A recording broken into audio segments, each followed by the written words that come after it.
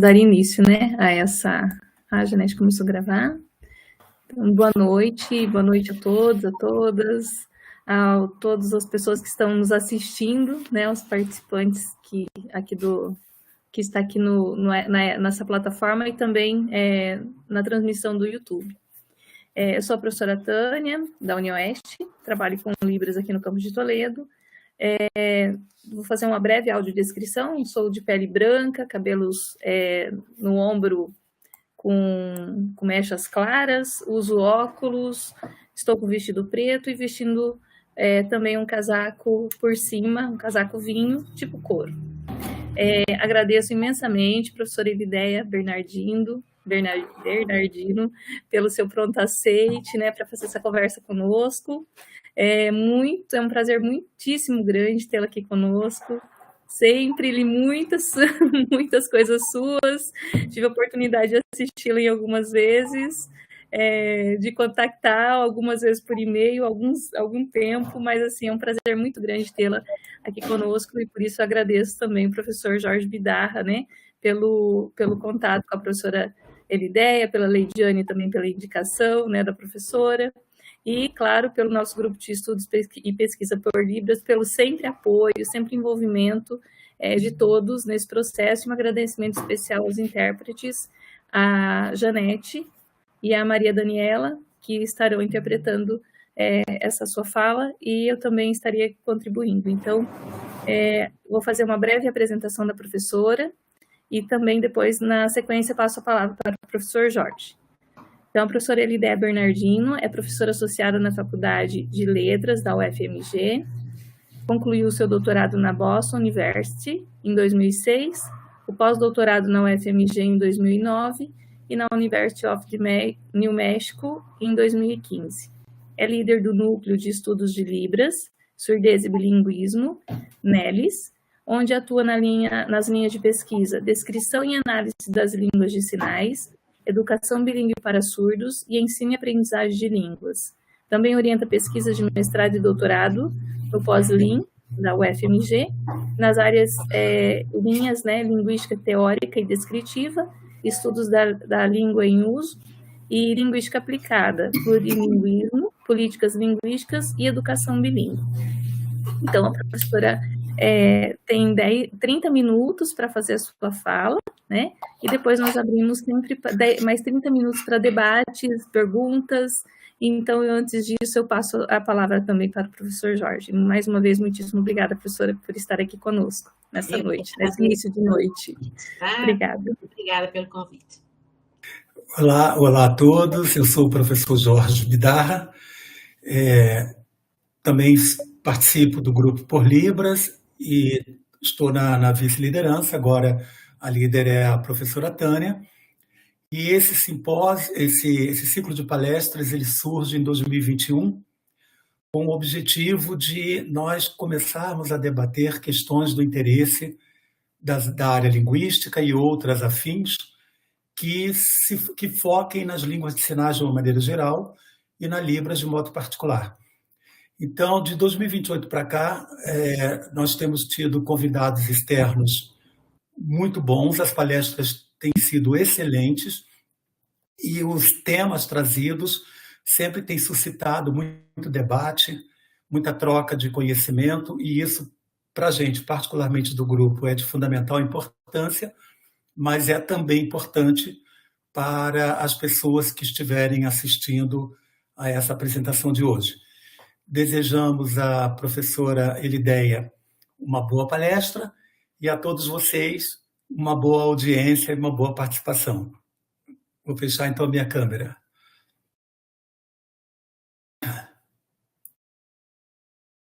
Então, muito obrigada, Jorge, obrigada, Tânia, obrigada pelo convite, sempre um prazer poder participar com vocês. Eu tenho mais contato com o Jorge e a Leidiane, né? E é um prazer. Espero que tenhamos momentos agradáveis aqui, que seja uma palestra boa para todos, tá bom? Então, eu vou começar já, não vou demorar não, já vou começar a apresentação, para a gente ter um tempinho maior. Não estou conseguindo. Deixa eu ver aqui. Peraí. Peraí, só um minutinho. Torne-se apresentador.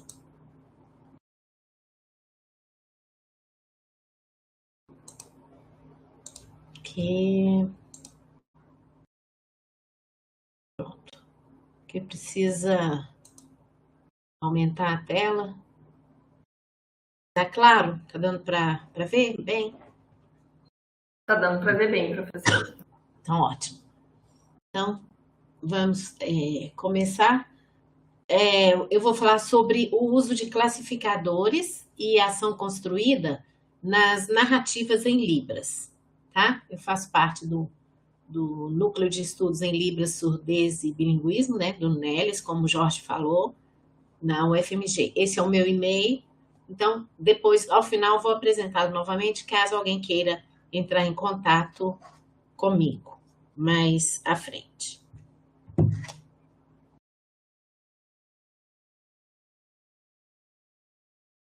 Bom, acho que, como é um grupo de estudos de Libras, então, eu creio que a maioria já sabe, né, que a Libras é uma língua na modalidade espaço visual, que explora o espaço físico à frente do sinalizante e também o próprio corpo da pessoa que sinaliza. Ela possui uma estrutura gramatical própria, né, que é independente do português. E esse estudo ele se insere na área de morfologia, tá? E a morfologia ela estuda como os sinais são formados para comporem o léxico da língua.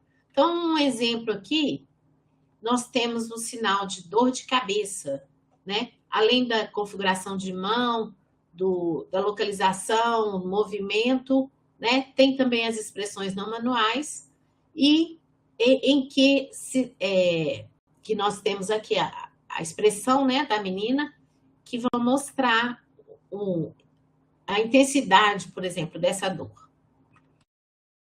Os sinais em Libras, muitas vezes, eles usam o espaço físico para a realização dessas relações gramaticais e eles vão seguir regras de formação e de uso. E os sinais são elementos importantes na interação. Algumas vezes, eles favorecem a iconicidade, outras não. Vamos ver um exemplo aqui? Nós temos o sinal de perguntar, tá? Por que está 1, perguntar 3? Porque o sinalizante está dizendo, eu pergunto a uma outra pessoa. Ele fala com uma pessoa e pergunta a uma terceira. Então, esse 3 vai indicar, no espaço físico, é possível perceber que ele está perguntando a uma terceira pessoa, pela imagem. Já nessa outra aqui, a sinalizante diz, eu comprei ou vou comprar um presente, né? Tem uma certa iconicidade, por exemplo, no sinal de presente, porque é como um embrulho de presente, mas o comprar, por exemplo, não tem muita iconicidade. Nessa sequência de imagens que nós temos aqui agora, a sinalizante, ela aponta a porta lá fora, né? Na rua, virar à direita, McDonald's é lá. Então, nesse sentido, o espaço é essencial para a compreensão da frase. Porque você precisa perceber que o espaço que ela está marcando, a porta fica longe, né, dela, e ela aponta, né, o lá, usa a questão de virar à direita, lá, essas questões. Então, o espaço vai possibilitar muito a compreensão do conteúdo dos sinais. Bom, de acordo com Quadros e Carnop, o léxico da Libras, ele é composto de alfabeto manual, classificadores, que são o léxico nativo, o núcleo, que seria a interseção desses elementos, e empréstimos, que podem ser empréstimos do português ou de outras línguas de sinais. Nós vamos falar sobre os classificadores, tá? Que fazem parte do léxico nativo. Os classificadores, eles formam um outro componente no léxico da língua, pois eles não seguem regras, não respeitam as regras de formação de sinais como os sinais. Por quê? Porque os classificadores não são sinais. Mas, à medida que eles vão sendo mais usados, eles podem entrar no léxico da Libras, podem ser o que Supala chamava de tornam-se sinais congelados, ou seja, eles se tornam itens lexicais. Vamos pensar, por exemplo, o classificador de pessoa, que seria esse aqui, tá? Uma pessoa encontra com a outra pessoa. Então, à medida que esse sinal foi sendo utilizado, criou-se o sinal encontrar. E encontrar, esse aqui só significava pessoas, duas pessoas que se encontravam. Agora, já o sinal, que já está no léxico, que significa encontrar, não está restrito a encontrar pessoas. Você pode dizer, encontrei um livro, né? Encontrei um lugar que eu estava procurando, tá? Então, ele vai se adequando de acordo com as regras gramaticais, as regras da língua. Alguns exemplos nós temos aqui. A gente tem homem, né? E consertar, que usados juntos formam o sinal mecânico. Você tem sala, né? Que seria um classificador como caixa, e dormir, torna-se quarto. Árvore, que é usado num círculo à frente, né, do sinalizador, torna-se floresta.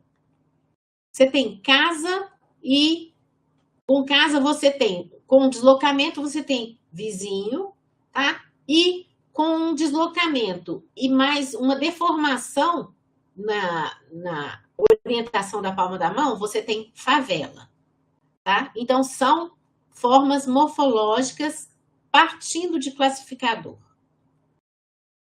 E o que é um classificador? Bom, de acordo com Safety,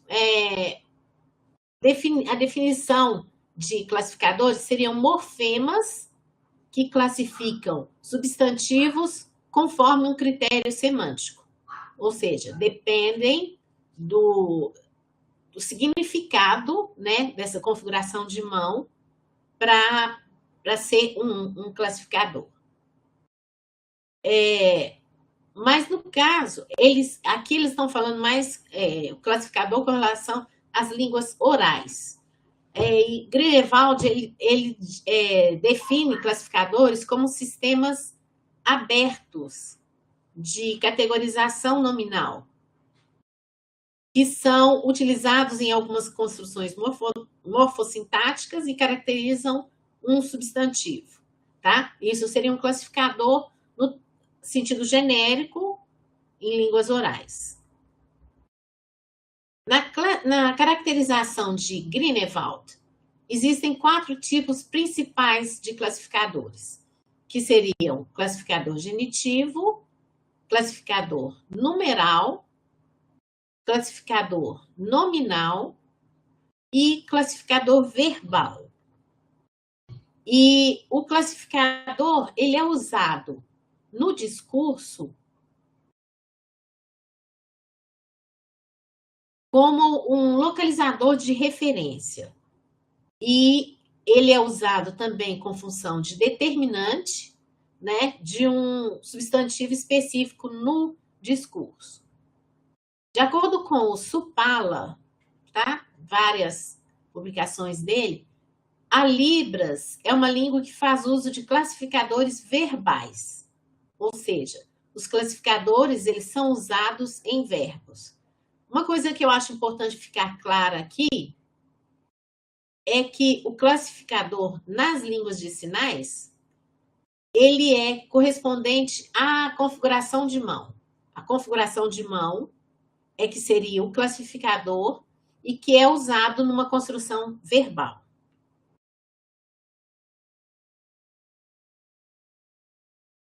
Bom, em algumas línguas orais, né, que utilizam classificadores, não é possível, por exemplo, enumerar lápis, laranjas, cobertores sem usar classificadores.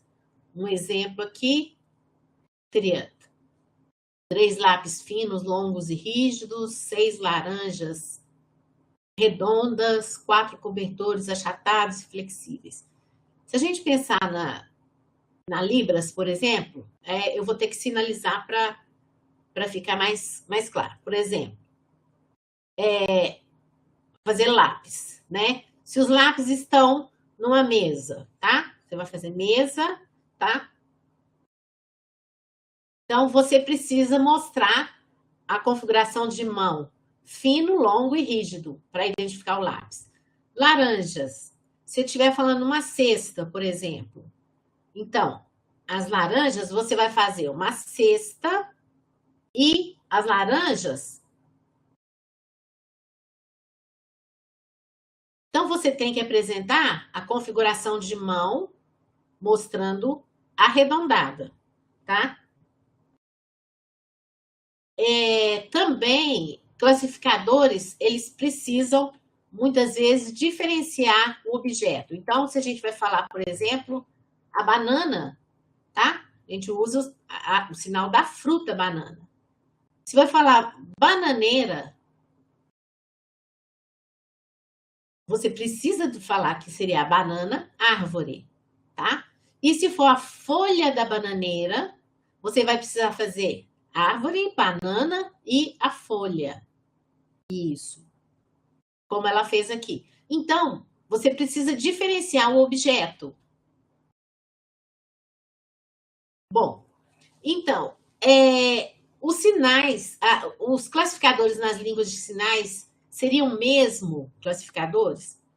Alguns autores, como Schembri, dizem que, apesar de ter várias semelhanças com classificadores de línguas orais, os classificadores de línguas de sinais, as configurações de mão que são usadas nos classificadores de línguas de sinais, não possuem uma função primária de classificação. Ou seja, elas não seriam, os classificadores de línguas de sinais não seriam verdadeiros classificadores como são definidos nas línguas orais. Mas, apesar das sugestões do Schembri e de outros, né, por uma nova nomenclatura, vários autores que apresentam aqui embaixo, como Emory, Aronoff, Emory, Herzig, Liddell, Supala, vários continuam reconhecendo os classificadores como classificadores. O Liddell, em 2003, ele chamava de classificadores, depois ele passou a chamar por verbos policomponenciais. Parece que é esse nome. Mas Aronoff e outros pesquisadores, num livro só sobre classificadores, eles disseram o seguinte, eles consideram que o uso do termo classificadores tem a vantagem de encorajar comparações entre vários sistemas classificatórios, tanto das línguas de sinais quanto de línguas orais. Deixa eu ver aqui, que senão vou demorar muito. Então, uma outra questão. E como que as entidades são representadas em discurso? Em Libras, por exemplo, ou em várias línguas de sinais conhecidas? A gente pode representar uma entidade usando um substantivo, tá? Um sinal em Libras, um nome próprio, um classificador ou uma ação construída. Vamos ver mais detalhado aqui que seriam entidades. Então, por exemplo, sinais a gente tem carro, tá? Tem homem, que seriam sinais. Classificadores. Tem diversos aqui, como uma folha caindo, tá? Uma pessoa subindo numa árvore, um carro, tá? E ação construída. nós vamos ver mais detalhadamente. Aqui a gente tem um bombeiro falando no rádio, tá? Uma pessoa com raiva. Bom, e os classificadores em Libras? Eles fazem parte do léxico nativo da língua, como nós já dissemos, e existem 4 tipos de classificadores, que seriam classificadores descritivos, de entidade, de manuseio e de partes do corpo. O classificador de corpo, que eu caracterizei em 2012, né, dessa forma, de acordo com o Supala, ele também é chamado de espaço subrogado por Liddell, mas ele tem sido considerado ação construída por diversos pesquisadores, inclusive eu. Depois do meu pós-doutorado na University of New Mexico, ficou bem claro para mim que não era um classificador de corpo, era uma ação construída. Bom, classificadores descritivos, eles são usados na descrição de uma entidade, de uma pessoa ou de um objeto. Aqui, por exemplo, um patinete, tá? Um monstro, tem um jacaré ou um homem cabeludo. Todos esses são vídeos que são comuns na internet. Aqui também temos a caracterização de uma barba, das unhas de um monstro e do pescoço, por exemplo, de um dinossauro. Aqui vamos ver um exemplo de um classificador descritivo.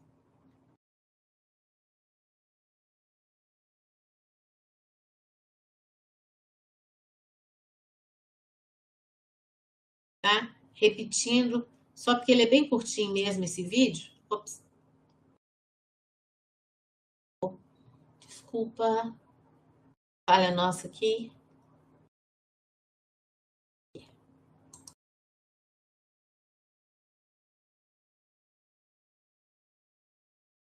Tá. Então, continuando. Aqui a gente tem a pessoa no patinete, numa das mãos ele tem uma entidade, né? Ele considera a pessoa toda, apesar de representar principalmente as pernas, e na mão esquerda ele vai representar o patinete. Então, nós temos 2 classificadores aqui. Uma pessoa caminhando, aqui ele usa essa configuração de mão, e aqui uma pessoa se levantando, ele usa também a mesma configuração de mão.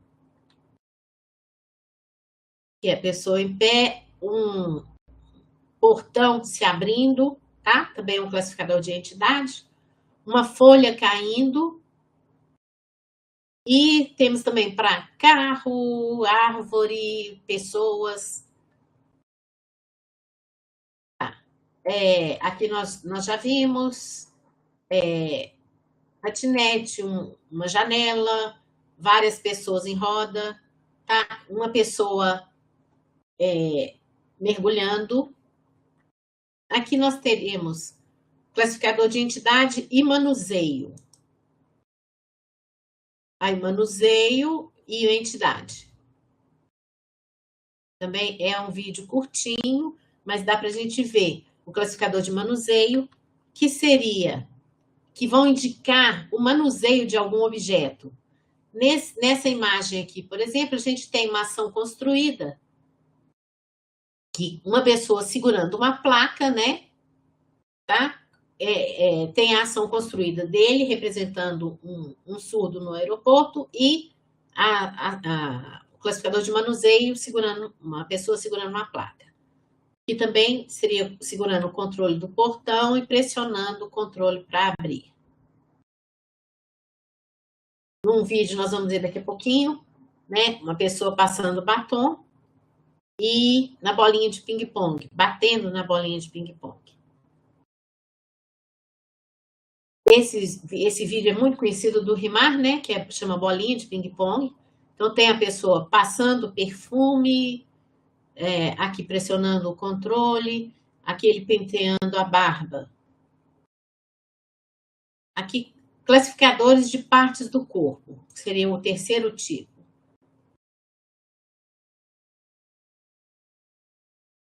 Também é um vídeo curtinho. Aqui temos destaque para as patas, que seriam partes do corpo.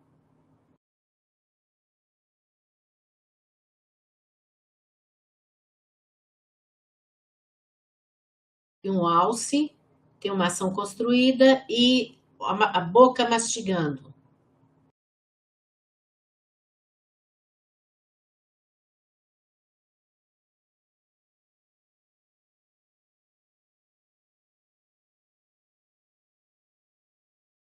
Bom, os classificadores, eles são usados, os classificadores de parte do corpo são usados na descrição de uma parte do corpo, de uma pessoa, de um animal, ou uma parte de uma entidade, que seja um objeto, a porta de um carro, um galho de uma árvore. Aqui nós temos, né, no exemplo desse vídeo, mais à frente, né, tem uma onça correndo, então ele faz as patas da onça correndo aqui, ou um alce caído, né, mostrando as patas dele. Em outro momento, a onça, as garras da onça. Então, destaque na parte do corpo. E aqui, em diversas partes, ele mostra o alce. Ele mostra as partes do corpo do alce, como a mastigação e aqui a língua do alce quando ele morre, tá? Bom, aqui também, outro classificador de parte do corpo, aqui a gente teria as pernas de uma pessoa, a boca de um jacaré ou os olhos de uma pessoa. E a ação construída. Aqui o tempo. Tá. Bom, na ação construída, ela pressupõe, de acordo com a linguística cognitiva, que é a concepção que eu uso, né? A referência, ela vai ser definida conforme espaços mentais que são criados durante o discurso, à medida que o discurso se desenvolve. E o espaço que iria fundamentar o discurso seria a base. E a partir dessa base, outros espaços mentais são criados para falar de outras informações que extrapolem esse contexto imediato que é apresentado, né, no discurso. Então, aqui, um evento de fala, não vou detalhar essa imagem, não, que ela é um pouco complexa, tá? Então, nós teríamos aqui, ele está representando um evento de fala. Por exemplo, aquele momento que nós vimos no vídeo do patinete. Ele descreve o patinete, depois mostra ele em cima do patinete e descendo uma rua, tá? Então, a base vai indicar esse evento de fala, os participantes, que seriam o falante ou o sinalizante e o interlocutor, e as circunstâncias imediatas, como, por exemplo, o tempo, o lugar da conversação, tá? Dos dois participantes que estão conversando sobre esse evento. Então, aqui, nós temos, né, o falante e o ouvinte, né, o sinalizante, e primeiro os interlocutores, eles vão prestar atenção um no outro, tá? Então, durante um evento, os dois prestam atenção um no outro. Depois, os dois vão dirigir a sua atenção à entidade que eles estão falando, que é o foco dessa atenção. Então, se estão falando sobre uma pessoa andando de patinete e descendo uma rua, a princípio eles vão estar... O sinalizante vai chamar a atenção do interlocutor para ele entender essa situação que estava acontecendo, tá? E falar sobre, no caso, o patinete, essa ação que é o foco da atenção.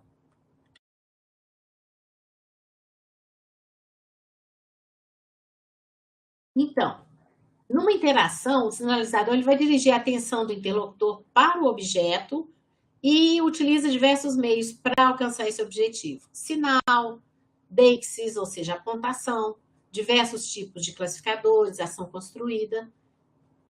Para quintupozos, quando se usa ação construída, o sinalizador ele se torna o objeto, tá? No sentido que ele se assume como referente. Então, se ele está falando de uma pessoa andando no patinete, a partir do momento que ele usa a ação construída, ele é a pessoa que está andando de patinete. Então, ele se assume como referente. Aí, nesse caso, na imagem, para a gente entender, ao se tornar o objeto com a ação construída, o sinalizador vai concentrar a atenção do interlocutor no objeto que ele está incorporando e não precisa dividir a atenção com mais nada. A atenção vai ser toda para ele, porque ele é o objeto do evento de fala.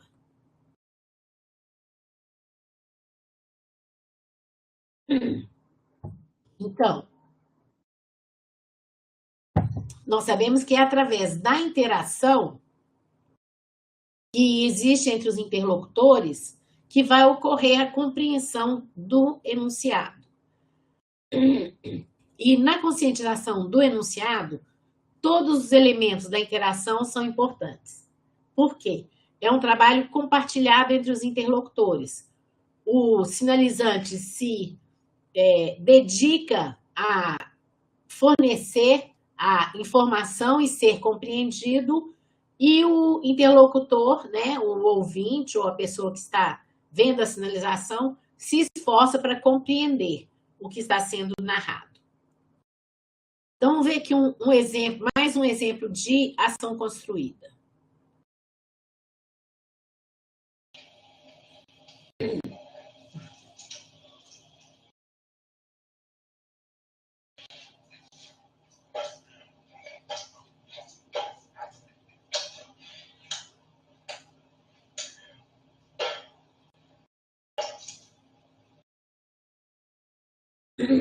É um recorte de um vídeo do RIMAR, tá?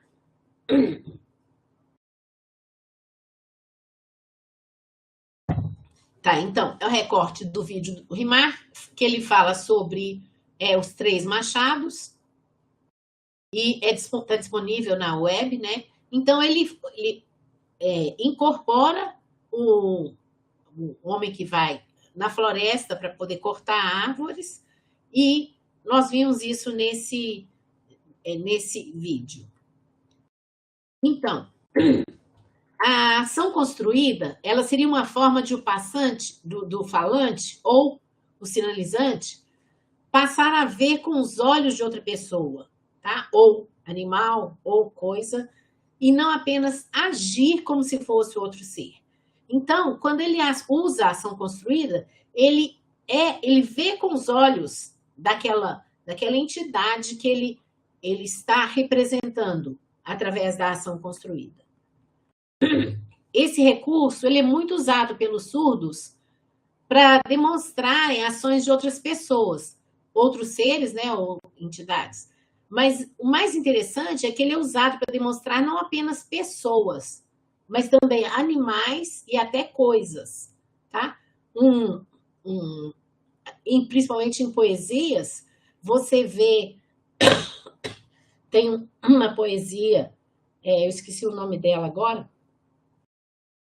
mas que a pessoa sinalizante, né, surda, ela demonstra uma árvore, como que a árvore vai passando pelas estações e ela assume, ela incorpora essa árvore, ela usa, na ação construída, ela incorpora a árvore. Então, naquele momento, ela é a árvore. E Quintopozos, ele questiona se quando o sinalizante se torna o objeto, se isso faz com que essa parte da narrativa se torne mais clara ou até mesmo mais correta. Então, aqui, vamos ver aqui, o sinalizante usa o próprio corpo para representar a ação de uma entidade. Aqui eu tenho, nesse link, tá, do YouTube, bombeiro falando ao rádio. Aqui, uma mulher samaritana carregando água. E aqui, uma mulher samaritana pegando água no poço. Então, são vídeos disponíveis, né, que quem quiser pode ver depois. Então, ele incorpora o personagem, tá? Através da ação construída. Vamos ver um outro videozinho curto do Rimar aqui, sobre com ação construída e classificador.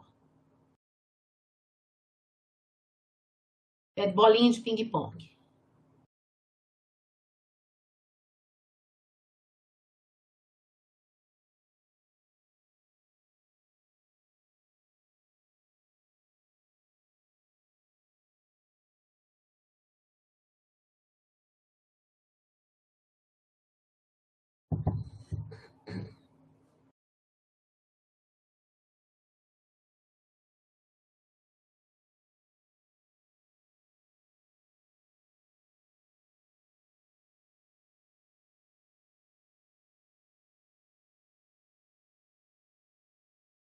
Deu para ver como que ele incorpora os personagens. E ele usa junto classificadores e a ação construída. Então, aqui, um outro, aqui, por exemplo, a gente tem, nesse bolinha de ping-pong também, do Rimar, o Rimar se torna a bolinha, tá? A bolinha de ping-pong. Aqui ele bate no rosto dele, mostrando uma raquete batendo na bolinha. O rosto dele é a bolinha. E aqui ele olha para o juiz como uma bolinha pedindo ajuda. E aqui a gente tem a ação construída de um dos jogadores. Então, aqui vai agora uma provocação. A ação construída ocorre somente nas interlocuções em línguas de sinais ou também acontece em línguas orais? É uma coisa que eu queria realmente deixar como provocação para vocês pensarem, tá? Aqui as referências dessa pesquisa. E muito obrigada.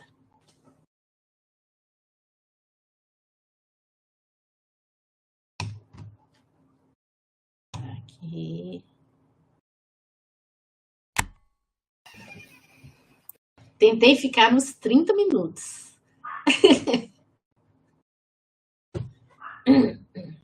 Obrigada, professora. Fantástica as suas colocações. E olha, falar de classificadores sempre dá um nó na cabeça da gente, né? Eu acho mais ainda de ação construída, mas eu não me aprofundei, eu falei bem raso, porque é muita coisa, tem muita coisa a ser falada. Esse de ação construída eu achei fantástico, assim, eu acho que a professora é uma das primeiras que fala sobre essa temática dos esse elemento de ação construída dentro da questão dos classificadores, né? Então, assim, é realmente algo bastante novo, né, nas discussões das pesquisas relacionadas principalmente a Libras, porque quando a gente acaba olhando as discussões sobre os classificadores em outras literaturas, a gente acaba percebendo que realmente tem, né, muitos outros aspectos que são observados que muitas vezes acaba passando despercebido, né, na Libras ou não investigado. Às vezes eu sinto muito, às vezes, que parece que é uma coisa tenta se encaixar, né, os conceitos de lá na própria Libras. Então, assim, esses encaixes, então, muitos elementos acabam se perdendo muitas vezes, né, e a professora sempre traz essas discussões com bastante primor, assim. Eu acho isso fantástico. Muito obrigada, professora, por trazer essas discussões, né. E uma coisa que acho que é bom a gente dizer também, que tem ali a lista de presença para ser assinada, né, que o Flávio acabou de colocar no Forms, e também que está aberto para o pessoal fazer as suas perguntas, né, manifestar suas reflexões. Enquanto isso, enquanto não chega, não sei se já tem alguma, se o Flávio já conseguiu apurar alguma questão. Eu tenho, assim, não diria que é a pergunta, mas a questão de hoje nós termos muitos sinais, muitos classificadores que já são cristalizados em Libras, né? E esses que são cristalizados, nós já estamos vendo eles serem lematizados nos dicionários, serem indexados, né, nos dicionários. Por exemplo, mesmo sendo da Libras, né, dicionários bilíngues, português e Libras, a gente acaba vendo algumas questões. Pegando o dicionário do Capovilla, por exemplo, tem já o andar, né? Andar a cavalo. Andar a cavalo. Andar a cavalo. Ou melhor, ele coloca lá andar a cavalo. No entanto, esse andar aqui pode ser qualquer animal, porque essa forma de mão... Não só animal, moto também. Moto, exato. Moto, bicicleta também, você pode dizer. Então, veículos que você monta, exato. Né? Cavalo, bicicleta, moto. Lógico que você vai fazer moto, mas se você vai usar um classificador, né, que você estava em cima da moto, você vai fazer assim, você não vai fazer, né, em cima de onde, né, a moto. Então, você tem que ter um classificador para utilizar. E aqui, e nesse caso, se for para moto, o movimento é realizado de uma maneira. Se for andar a cavalo, o movimento é realizado de outra maneira. Ou andar em algum animal galopante, vamos dizer assim, né? Que galopa. Se for andar em algo que tenha... Ou subir em algum... Vamos pensar numa cerca, né? Montar numa cerca, enfim. O movimento, eu não sei se a professora já observou em seus estudos, nas suas pesquisas, alguma questão relacionada a essa questão dos morfemas serem livres ou presos na construção dos classificadores, né? Se eu poderia considerar, nesse caso, a gente sabe que o movimento, ele não é... Ele é um parâmetro e tudo mais. Só que, nesse caso, é um movimento que vai mostrar realmente... E toda essa mudança está atrelada ao movimento. Esse movimento, a professora consideraria um morfema ou não? Ou pensou já nisso? Como é? Não pensei nisso ainda. Não pensei. É possível, porque... Dependendo se duas pessoas estavam juntas, uma andando de carro, de moto, e a outra de cavalo, né? Então, uma pessoa, ele foi, né, na moto e a outra foi no cavalo. Então, a gente vai distinguir qual é qual, dependendo do movimento. A moto e o cavalo, dependendo do movimento. Então, é possível, mas não pesquisei ainda sobre essa questão. É interessante a pergunta. O professor Jorge Bidarra orientou um trabalho de mestrado em que eu participei também como co-orientação, né, do pesquisador Valdenir. Ele não pôde, eu acho, entrar hoje, mas, enfim, ele traz essas discussões, né, de ser um morfema preso, de ser um morfema livre, em algumas situações. Então a gente acaba observando várias situações nesse sentido, por isso que instigou um pouco essa minha questão contigo. Mas eu vou deixar aberta para o pessoal fazer as suas colocações também.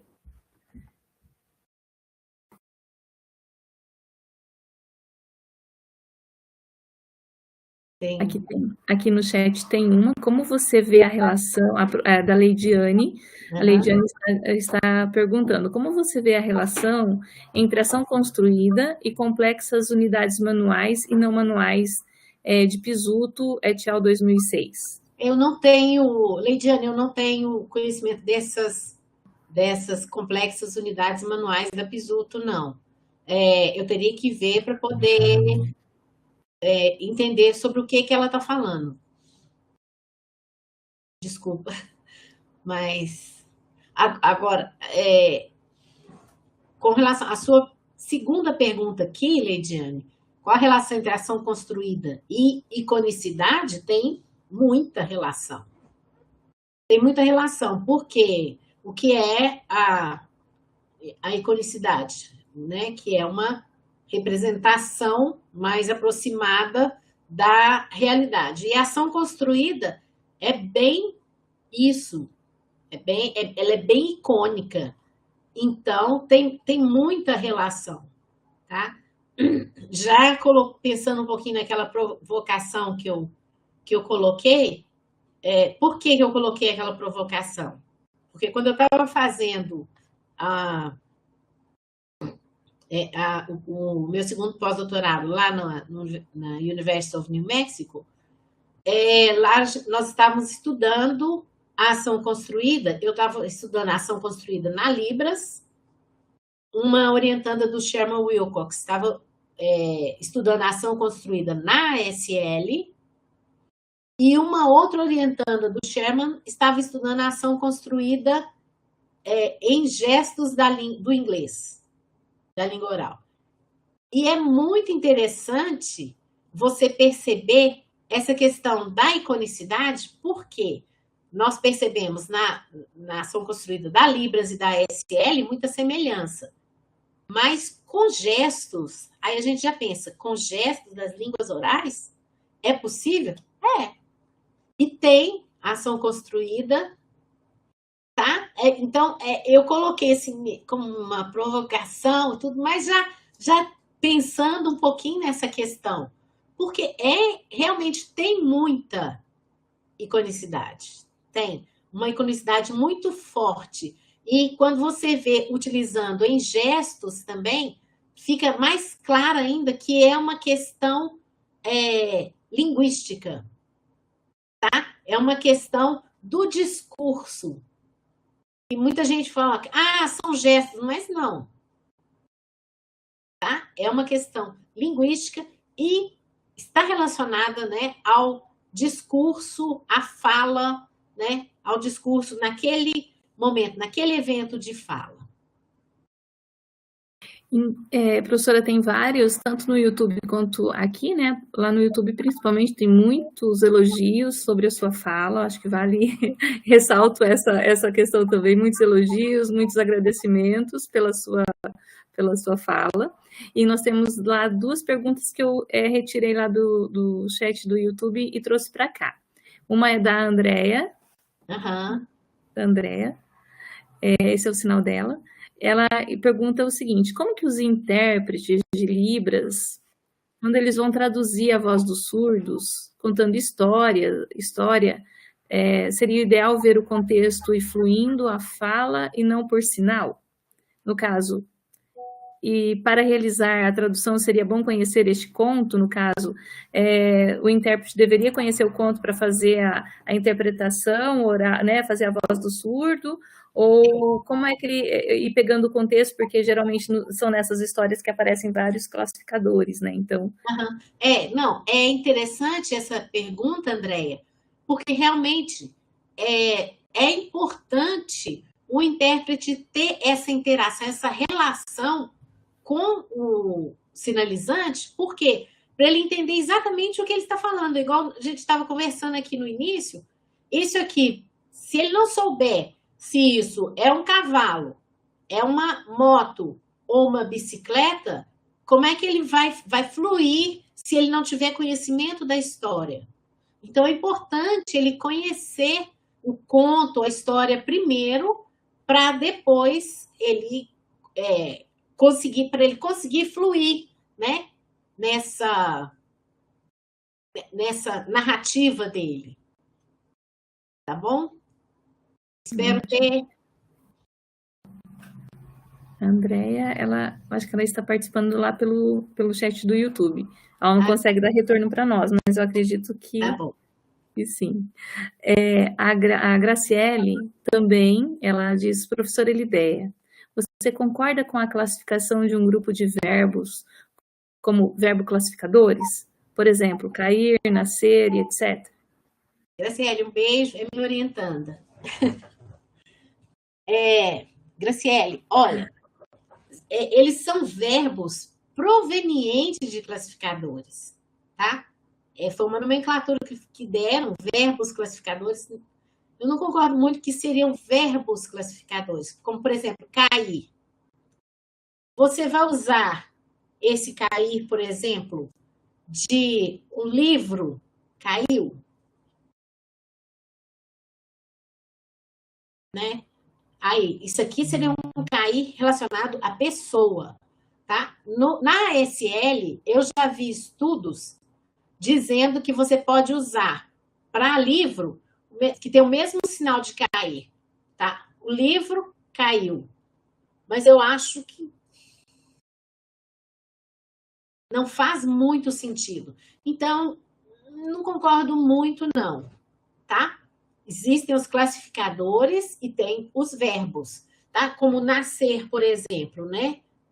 Você tem, né, o nascer, agora vai depender do contexto, tá? Se for, por exemplo, o bebê, ele nasceu de cesariana, tá? Então, eu não concordo muito, não. Eu acho que existem verbos que surgiram a partir de classificadores e existem os classificadores. Muito bem.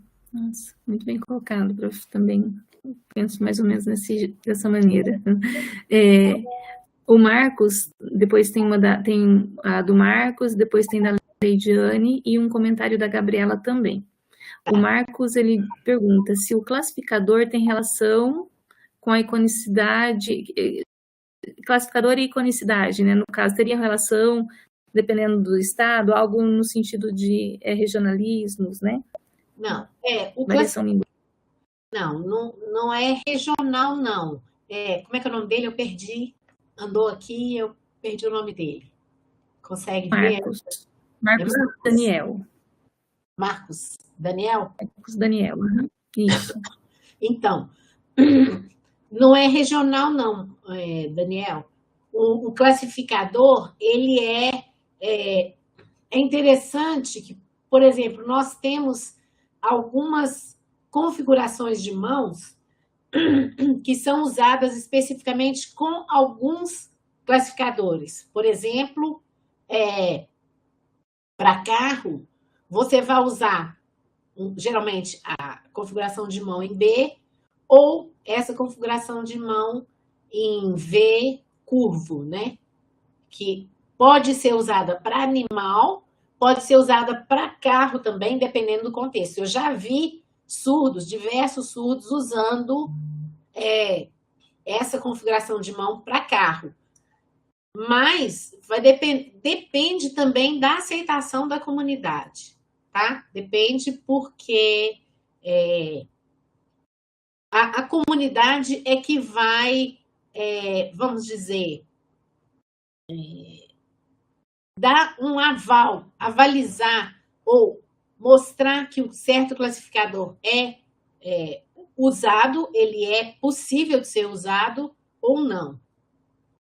Tá? Então, não é regional, não, mas pode ter algumas diferenças regionais.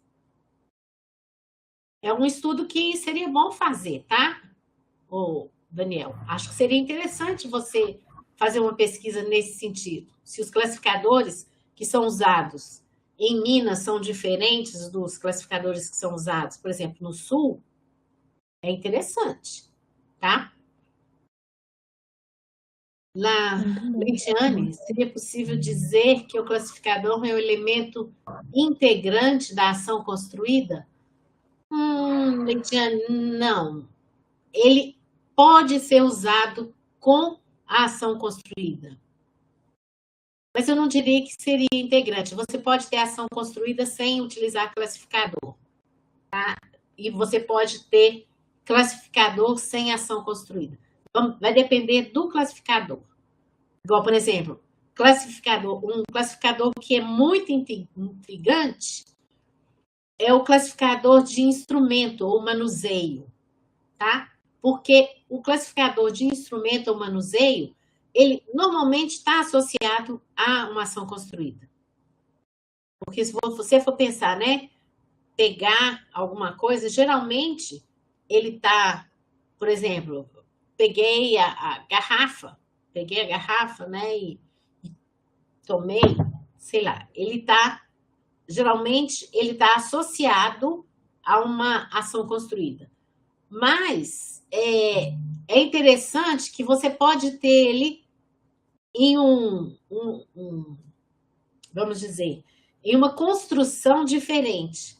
Eu espero futuramente voltar para falar só sobre ação construída, porque tem um estudo muito legal que um pesquisador fez com a SL sobre moto, tá? Uma pessoa andando de moto. E eu fiz o mesmo, repeti o estudo desse pesquisador. Então, é interessante que tem certo momento que o sinalizante, ele, por exemplo, ele na mão esquerda, ele segura o guidão da moto, e na mão direita ele faz outras coisas, ou o carro andou, ou não sei, alguém me viu, e alguma coisa assim, mas ele mantém a moto aqui, Aqui é uma configuração de mão relacionada à moto, a pessoa segurando a moto. Agora aqui, por exemplo, ele pode incorporar, ele pode usar na ação construída uma outra pessoa, totalmente diferente da que está segurando a moto. Tá? Então, ele está segurando a moto com uma das mãos e com a outra ele vai fazer, por exemplo, a mulher andando, por exemplo. Aqui é uma pessoa e aqui é outra. Tá? E isso é muito interessante porque você é dissociado. Você tem um particionamento do corpo. Tá? O corpo, ele é particionado você pode ter um classificador numa mão, outro classificador em outra mão, tá? Agora, a ação construída, se você tiver a expressão facial, ação construída, vai estar associada a uma das duas mãos, tá? Você não tem 3 elementos, e pelo menos eu ainda não achei 3 elementos, 3 construções diferentes no mesmo corpo. Você tem até 2.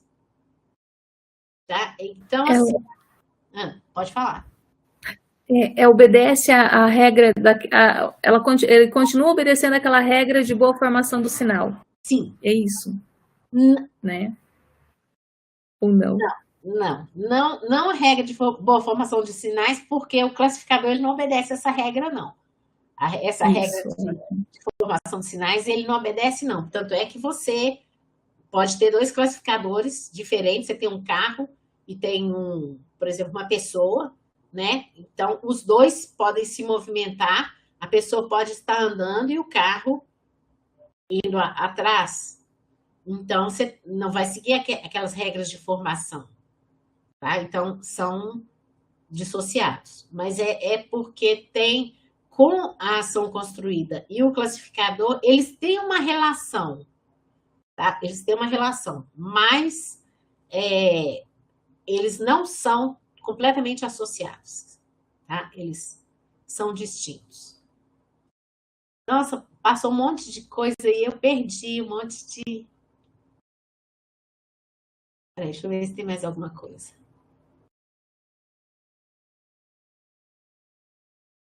A Gabi me orientando também.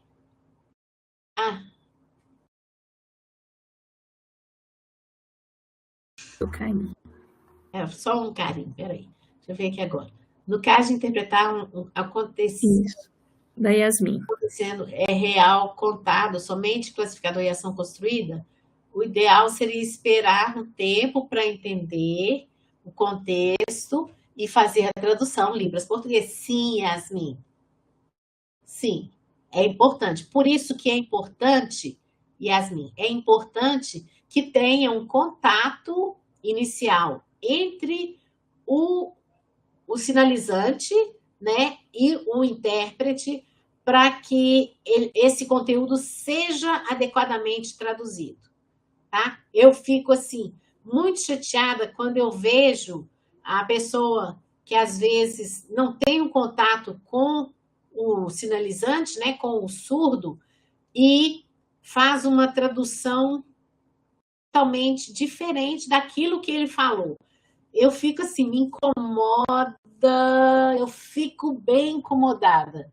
Então, realmente é importante ter essa interação, sabe, Yasmin? E conversar com o intérprete antes para que seja feita a interpretação adequada, para entender o contexto e fazer essa interpretação, essa tradução. Precisa mesmo, é importante, tá? Eu acho que a próxima da Yasmin ainda, ela vai nesse mesmo tom, né? Que ela questiona na tradução Libras-Português. Podemos questionar o surdo no meio de um discurso, caso não consigamos entender ou, né, o ideal seria aguardar mesmo. Se no caso usarmos um exemplo do andar de moto e depois percebermos que na verdade seria uma bicicleta, qual seria a melhor estratégia nessa situação? Seria corrigir o quanto antes, tá, Yasmin? No caso, se a pessoa tá sinalizando, e aí ele pegou lá e falou, e aí ele subiu na moto e saiu. Depois, opa, não foi na moto, foi na bicicleta, tá? Aí volta atrás, fala, desculpa, não é na moto, é na bicicleta. Então, o que vai pegar? Então, a melhor estratégia é mesmo corrigir no momento, tá? A tradução, Yasmin, não é só da Libras para o português ou do português para Libras, não. A tradução,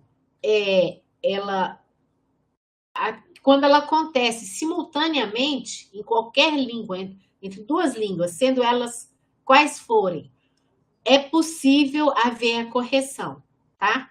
Porque pode haver uma interpretação inadequada e o intérprete ele tem todo o direito de falar, eu errei, não é isso, sabe? E não significa que ele é um mau intérprete porque ele falou, desculpa, eu errei, não é isso. Muito pelo contrário, ele assumir que ele errou, tá? É uma mostra de que ele está procurando interpretar bem, tá bom?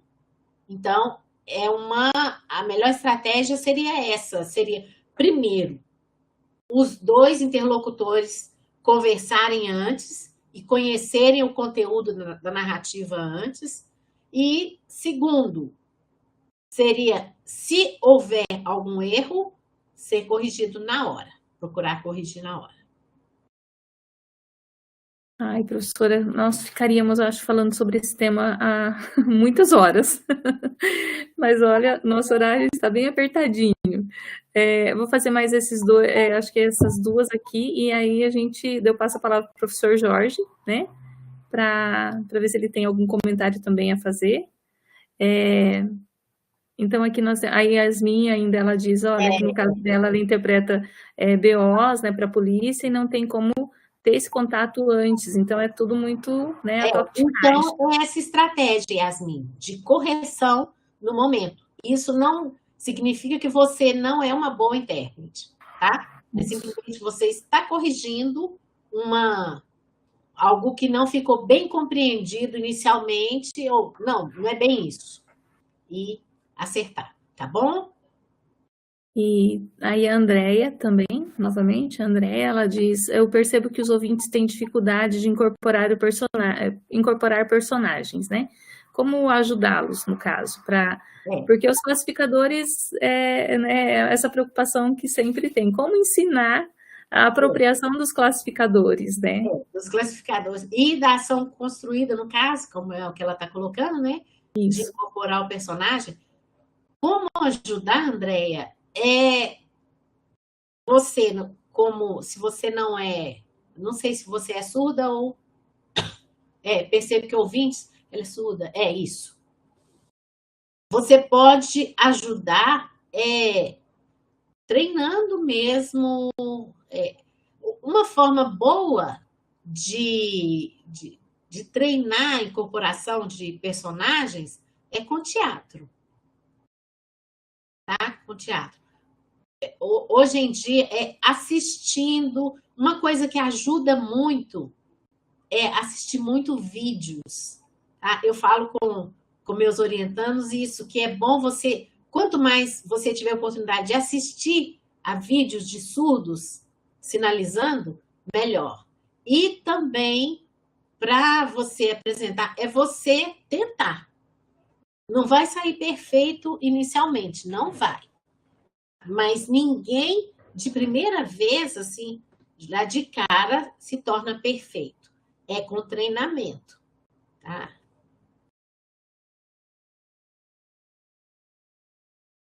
Então, Aí a Solange, então, é a última, agora é da Solange. Vamos fechar com a última pergunta da Solange. Ela está perguntando, posso perguntar? Ela está aqui no chat. Sim, Solange, ela vai fazer a pergunta em vídeo. Acho que não está aberto o vídeo. Isso. Olá, tudo bem? Olá, tudo bem? Boa noite. Eu sou surda e, verdade, você explicou perfeitamente. Eu vejo mesmo os ouvintes, eles fazem curso, eles tentam aprender sinais, terminam esses cursos, mas tem alguns que param, né? E porque perdem o contato, falta o contato nessa área, né? Então, os ouvintes, eles aprendem, né, os sinais, ok, aprendem ali. Tem sinais novos também, que eles aprendem, classificadores junto.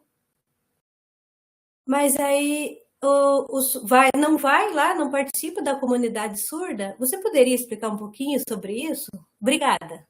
Solange, não precisa fechar não, pode deixar. Tá. Solange, realmente isso é essencial, esse contato é essencial, tá? Esse contato, ele é essencial, tá? É muito importante mesmo. Por quê? Se você pensar em outras línguas, eu falo também inglês, tá? Eu falo inglês. Já morei nos Estados Unidos, eu fiz doutorado nos Estados Unidos. Mas quando eu cheguei nos Estados Unidos, eu sabia o inglês daqui do Brasil, que eu estudei aqui no Brasil.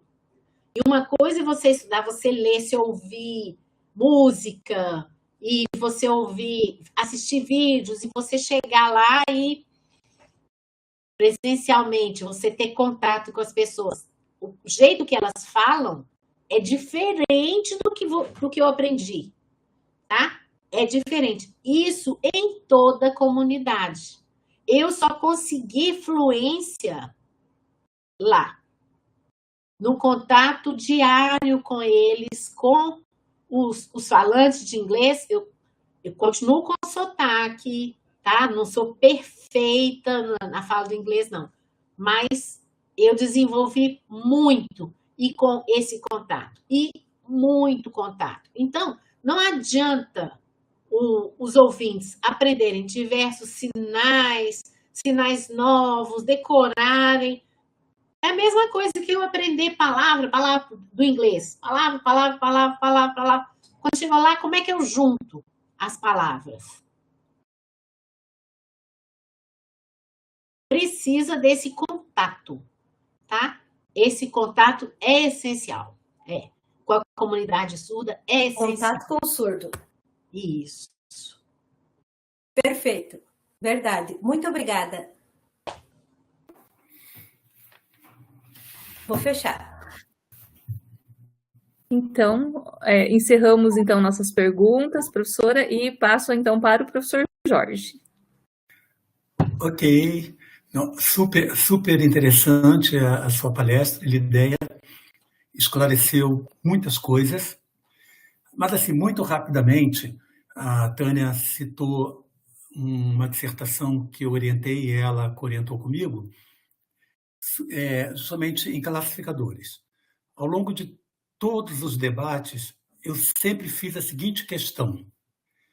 Afinal, os classificadores são morfemas presos, podem ser morfemas livres ou não. E na sequência, é possível fazer uma sinalização composta só de classificadores?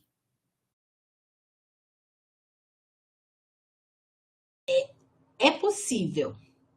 Agora, se eles são morfemas presos ou livres? Jorge, eu vou ter que pensar sobre isso, pesquisar. Não é uma resposta que eu tenho pronta, não. Tá? É uma questão que eu vou ter que me debruçar e pesquisar.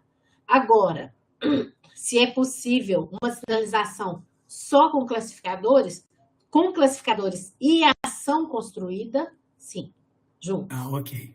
Tá? Com classificadores e ação construída. Sem sinais. É totalmente possível, sem nenhum sinal. Tá? Eu tenho até alguns amigos surdos que exercitam isso. Eles fazem alguns exercícios de fazer uma narrativa só com classificadores e ação construída, sem usar nenhum sinal. Olha que interessante, né? Isso sugere que os classificadores também podem ser considerados morfemas livres. Sugere, né? Mas, de fato, é preciso aprofundar essa questão, porque ela não está resolvida. Eu vou agora aproveitar a Janete está interpretando, então vou fazer uma pergunta, ela vai entender porque eu vou perguntar agora.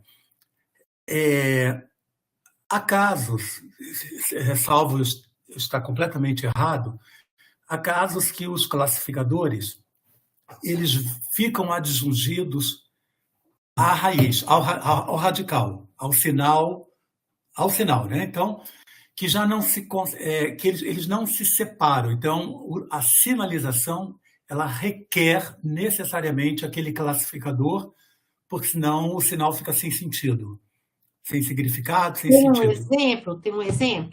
Pois é, eu não falo Libras. Não sei se a Janete poderia nos dar um exemplo, Janete. Vamos ver, alguém. Deixa eu puxar da memória.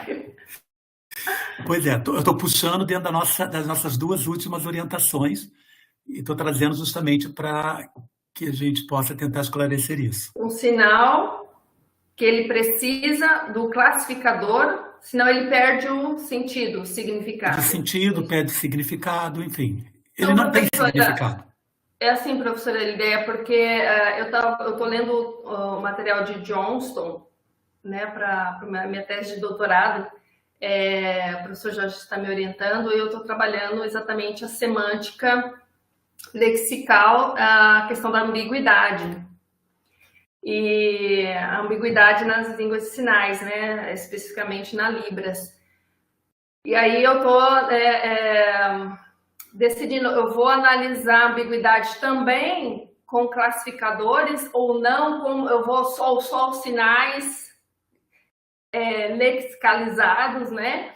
E aí, lendo o texto de Johnston, ele chama os classificadores, ele coloca como sinais, mas ele divide o léxico em sinais produtivos e sinais cristalizados, que seriam os sinais estabelecidos, ou seja, lexicalizados, né? Quando o classificador ele se congela, ele passa daqui para cá e passa a fazer parte do léxico, mas ele considera tudo léxico da língua, né? E aí essa questão do significado em potencial, esse componente potencial do significado que está indexado ao significado básico, ao significado literal, que tem muito a ver com os classificadores, porque os classificadores, tanto das línguas orais ou de língua de sinais, eles classificam o nome, o substantivo, né? Teve até uma fala aí dos verbos classificadores, só que tem assim, a gente não pode confundir, tem os verbos classificadores e classificadores de verbos. São duas coisas diferentes, né? Os verbos classificadores, eles classificam o substantivo, a ação daquele substantivo. Então, ele classifica, se eu estou caindo, quem está caindo é a pessoa, é um livro, é um copo que caiu. Então, esse cair, ele está classificando o substantivo. Então, ele é um verbo classificador por isso. Mas classificadores de verbos é quando o verbo está sendo classificado. O verbo está sendo classificado. Dependente do sujeito, né? Então, tem esses dois tipos que, pelo menos nas línguas orais, tem essa partição, né? E é muito raro classificadores de verbos. Mas aí, na questão que o professor colocou, do significado potencial, é que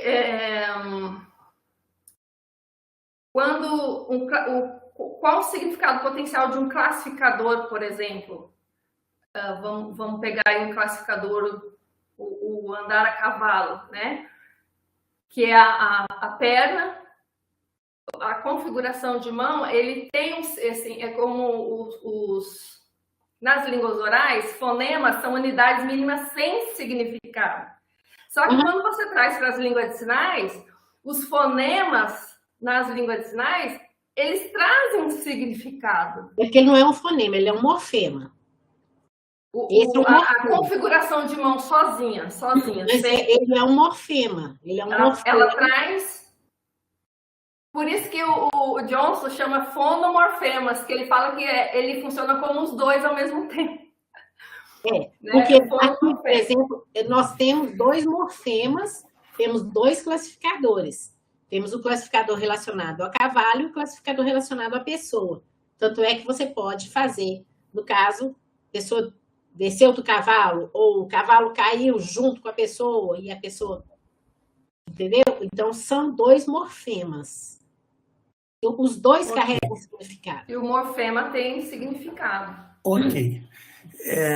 Depois a gente pode aprofundar essa questão, né, um pouco mais, mas, enfim, de fato, nós estamos já com 76 minutos. Passa super rápido, né? Mas eu também perdi aqui, se me permitem, o Gleverson Borges, ele diz que tem uma dúvida, e se ele pode perguntar. Então, se o Gleverson estiver presente, por favor, abre a câmera para a gente poder fazer o debate e aproveitar a professora Elideia. Vamos ver se ele pode abrir a câmera, né? O prof, ele pode... Isso, ele próprio pode fazer o questionamento.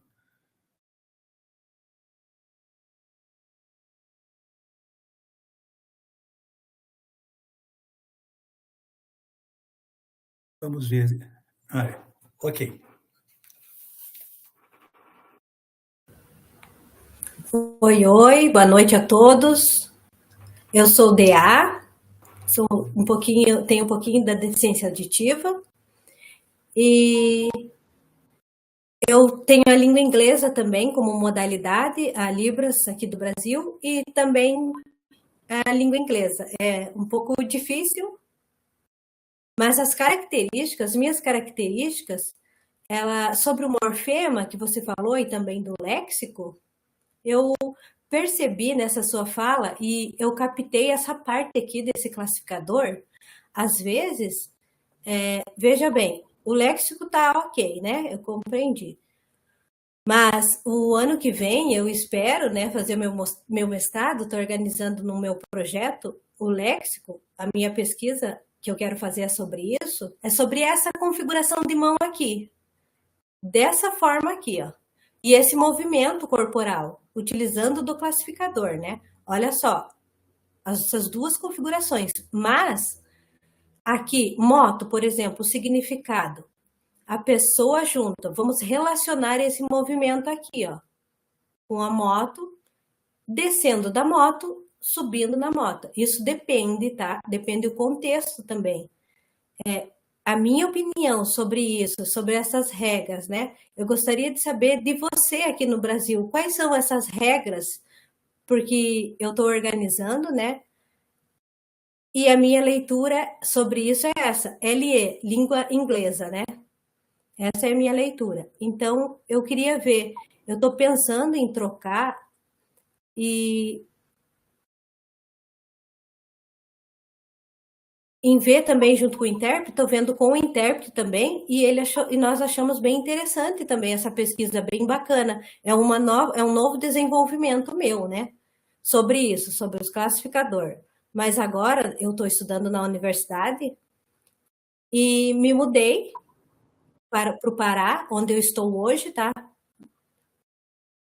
Não, desculpa, eu sou do Pará e me mudei para Santa Catarina.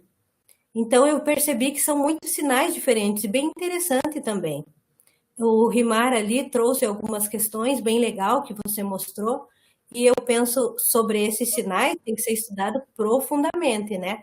Hoje você passou um pouco do básico sobre isso também, e vi as fotos que você colocou ali, achei bem bacana. Antes você falou ali do sinal de árvore também, você mostrou as laranjas, a forma, né?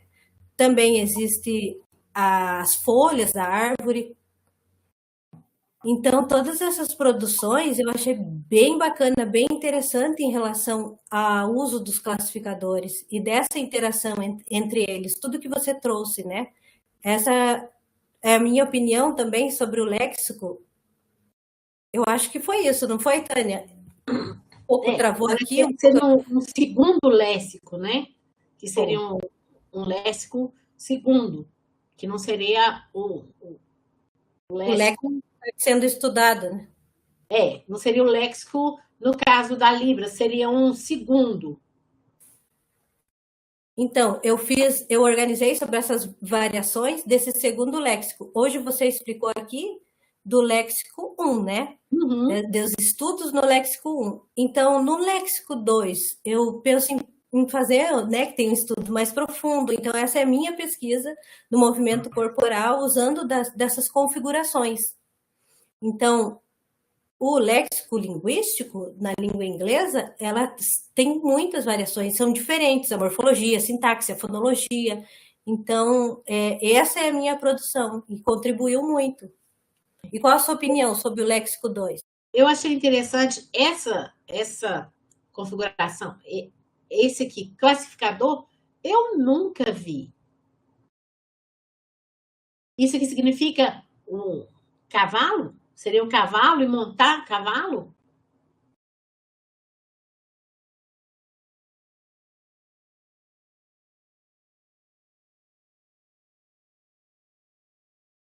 Essa configuração seria as costas e aqui a orelha do cavalo. E ali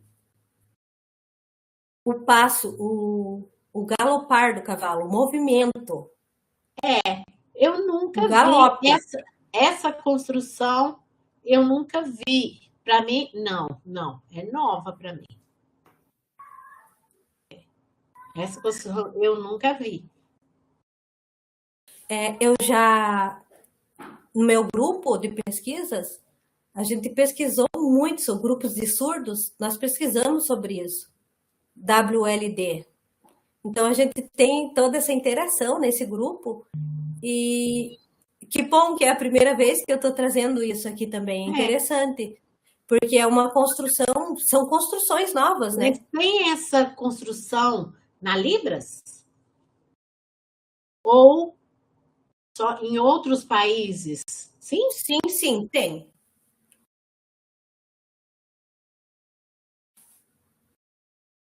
Sim, são diferentes nos países, são diferentes em vários países, tem sim, tem. Eu já tá embutido em mim isso, sabe? É uma mistura de línguas assim que eu tenho buscado, tenho tido contato em vários países também, em diferentes países. Então é isso, tá intrínseco já em mim. Eu acho interessante porque eu nunca vi. Pode ser um empréstimo, tá? Pode ser um empréstimo, não é um classificador. Eu nunca vi esse classificador. Sim, é um empréstimo. Porque na Libras eu ainda não vi esse uso, tá? Pode ser um empréstimo. A questão que as línguas, as pessoas estão tão conectadas, estão tão em contato com outras línguas de sinais, o que é muito legal, mas acaba acontecendo esses empréstimos.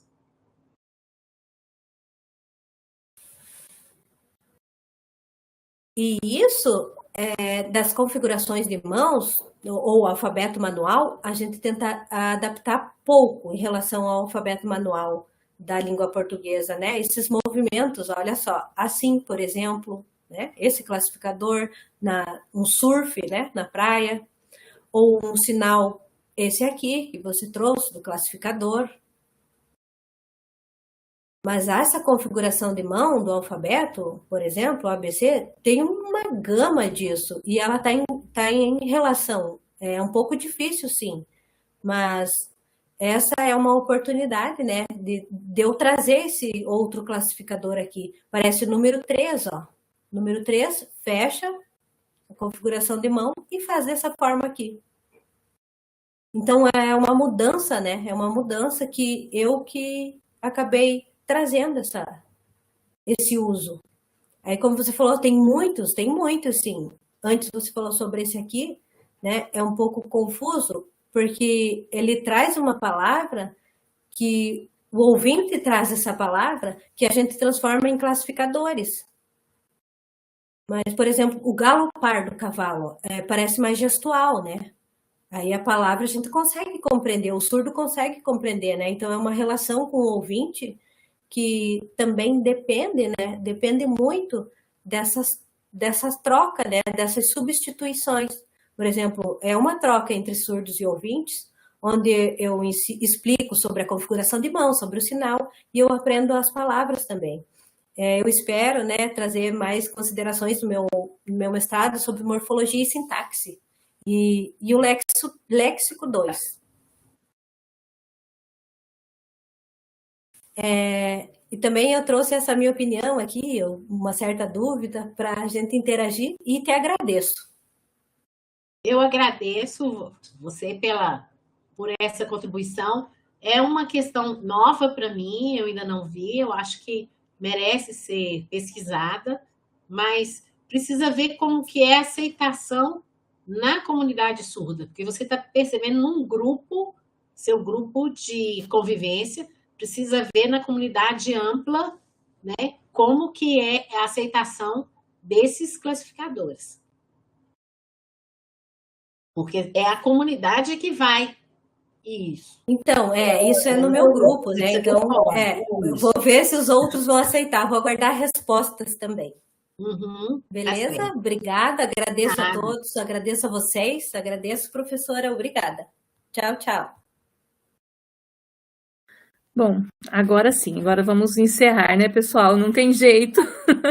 A vontade, como eu disse, é de continuar essa discussão, essas reflexões que nos trouxe muitas, instigou muito mais ainda, muitos outros olhares e outras pesquisas, né, professora?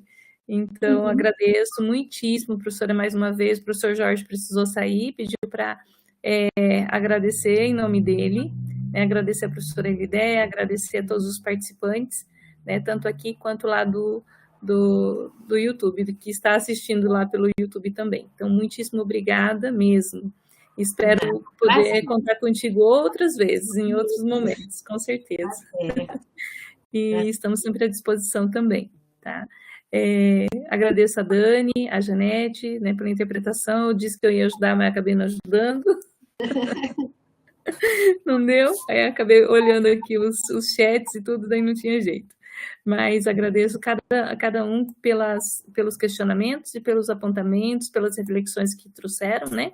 E agora vamos aguardar as nossas próximas divulgações, dos nossos próximos seminários, nas nossas próximas palestras, dentro desse ciclo, né, de palestra do nosso grupo de pesquisa, do Por Libras. Então, não deixe de seguir lá as nossas páginas no Instagram, tem que fazer propaganda agora.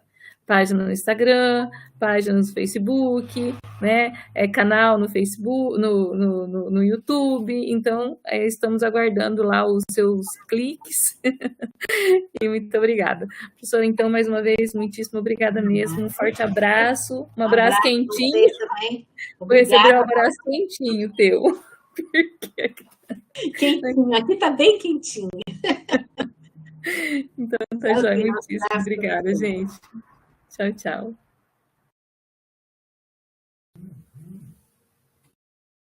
Pronto, podemos sair, não está mais gravando? Não, agora